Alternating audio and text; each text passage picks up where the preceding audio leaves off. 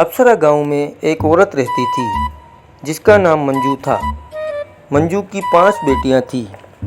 सबसे बड़ी बेटी का नाम था फटी, दूसरी का नाम था टूटी, तीसरी का नाम था मड़ी, चौथी का नाम था फीकी और सबसे छोटी बेटी का नाम था भूतनी। एक दिन मंजू के घर भूतनी का रिश्ता लेकर एक लड़का आया। हेलो आंटी, कैसी हैं आप? ठीक हूँ बेटा, आप कैसे हो? और सुनाओ बेटा, कहाँ बैठना पसंद करोगे, चटाई पे या कुर्सी पे? चटाई ही मंगवा ले आंटी। फटी चटाई लाना। छोड़े आंटी, मैं कुर्सी पे ही बैठ जाता हूँ। टूटी कुर्सी ले आना। और सुनाओ बेटा, क्या पीना पसंद करोगे, चाय या दूध? अच्छा आंटी, दूध ही मंगवा लें।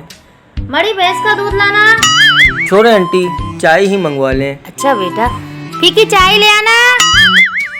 ओ आंटी ना करें, खुदा के वास्ते प्लीज, मैं खाना पीना नाश्ता सब करके आया हूँ, आप बस मुझे लड़की दिखाते फटाफट से।